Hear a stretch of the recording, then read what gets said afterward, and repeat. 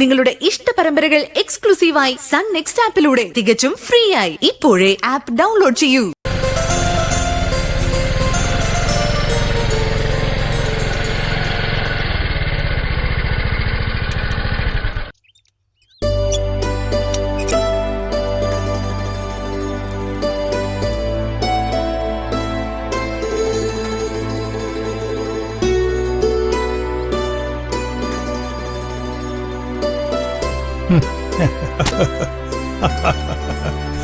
എന്താടാ പോയിട്ട്? എവിടെ പോയിട്ട്? അപ്പൊ നീ കല്യാശ്ശേരി തറവാട്ടി പോയില്ലേ അല്ലേ? അച്ഛൻ പെട്ടെന്ന് ഇങ്ങനെ വിളിച്ചു പറഞ്ഞ എനിക്ക് അവിടം വരെ പോയി വരാൻ ടൈം വേണ്ടേ? അല്ലെങ്കിലും ഞാൻ അവിടെ പോയിട്ട് എന്തിനാ?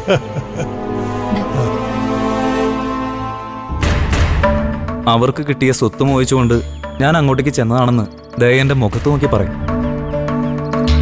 അതൊന്നും പറയത്തില്ല ശബരി. ഈ തറവാട് സ്വത്തൊക്കെ അനന്തം മാഷിന് ഒരു ബാധ്യത ആയിട്ടുണ്ടെന്നാ എനിക്ക് തോന്നുന്നത്. ബാധ്യതയോ? അദ്ദേഹം അച്ഛനെ വന്ന് കണ്ടോ? കണ്ടില്ല, വിളിച്ചിരുന്നു. നീ പോയിട്ടേ ദയനെയും മോനെയും തറവാട്ടിന്ന് വിളിച്ചുകൊണ്ട് വരണമെന്ന് അദ്ദേഹം എന്നോട് അപേക്ഷിച്ചു. എന്താ അച്ഛനീ പറയുന്നത്? അതെ ശബരി, കല്യാണം കഴിഞ്ഞ മക്കളെ ഉപദേശിക്കാനും നിയന്ത്രിക്കാനും ഒക്കെ ഒരു അച്ഛന് പരിമിതിയുണ്ട്. അതുകൊണ്ട് തൽക്കാലം എല്ലാത്തിനും വിട്ടുനിന്ന് അദ്ദേഹം ഒരു തീർത്ഥാടനത്തിന് പുറപ്പെട്ടിരിക്കുക.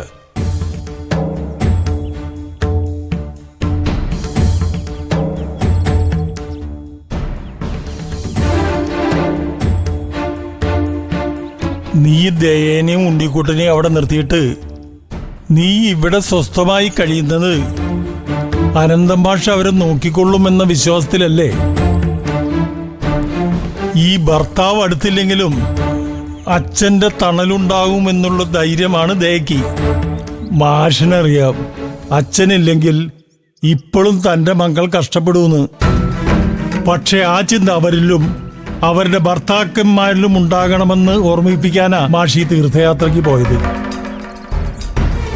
ഈ മക്കൾക്കും കുടുംബത്തിനും വേണ്ടി അദ്ദേഹത്തിന്റെ പ്രാർത്ഥന ഉണ്ടാവും. നീയെ ദയയെ കാണാൻ പോയാൽ മാത്രം മതി. മനസ്സ് മാറി അവൾ നിന്റെ കൂടെ വരും ശബരി. നീ ഇന്ന് എന്നെ പോയേണ്ടതായിരുന്നു ശബരി. അച്ഛനത്ര സീരിയസ് ആയി പറഞ്ഞല്ലേ? അച്ഛന്മാർക്ക് മാത്രം ഇങ്ങനെ ഒരു ചിന്തയുണ്ടായിട്ട് കാര്യമില്ല ഏട്ടത്തി.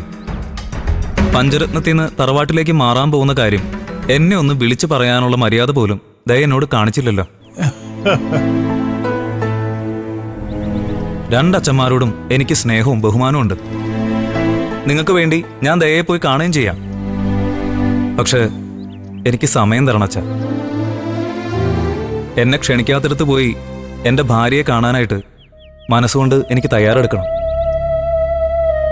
അതുവരെ അച്ഛൻ എന്നെ നിർബന്ധിക്കരുത്.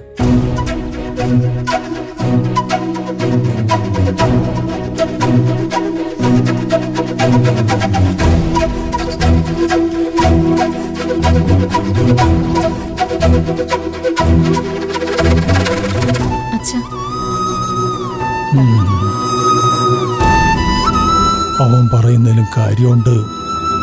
ഇനിയെല്ലാം യോഗം പോലെ വരട്ടെ അല്ലേ?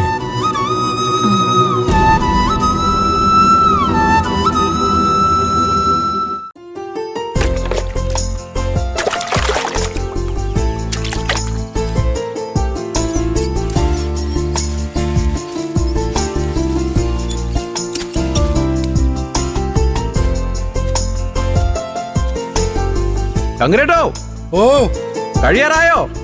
കഴിയാറായി. തമ്പായി അദ്ദേഹം വിളിച്ചായിരുന്നോ? വിളിച്ചിട്ടില്ല, ചിലപ്പോ വരുമായിരിക്കും. നടക്കട്ടെ നടക്കട്ടെ. ശരി.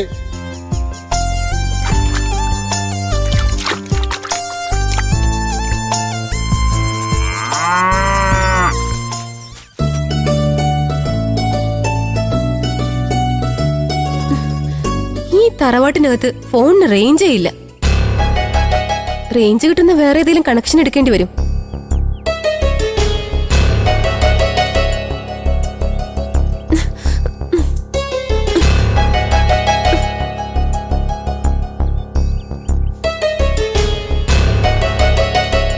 രഘുവേട്ടനും അമ്പളിച്ചേച്ചി ഇറങ്ങിപ്പോയിട്ടും ഇവൾക്ക് യാതൊരു കുറ്റബോധവും വിഷമവും ഇല്ലല്ലോ.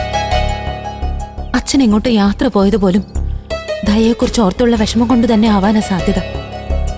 ഇതൊക്കെ എങ്ങനെയാ ദൈവമേ ഇവിടെ ഒന്ന് പറഞ്ഞു മനസ്സിലാക്കുക.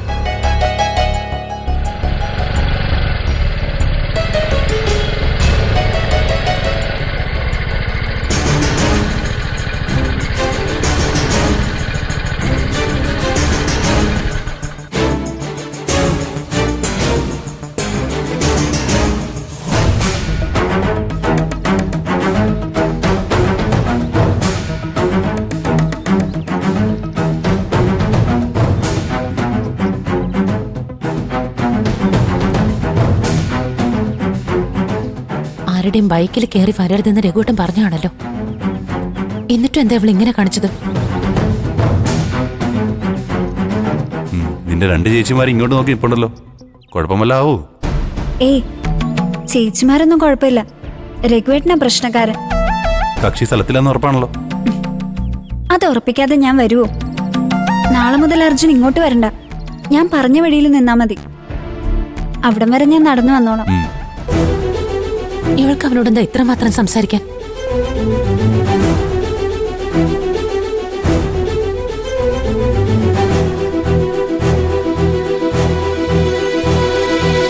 ഓക്കേടി, അപ്പൊ നാളെ കാണാം. ഓക്കെ, ശരി.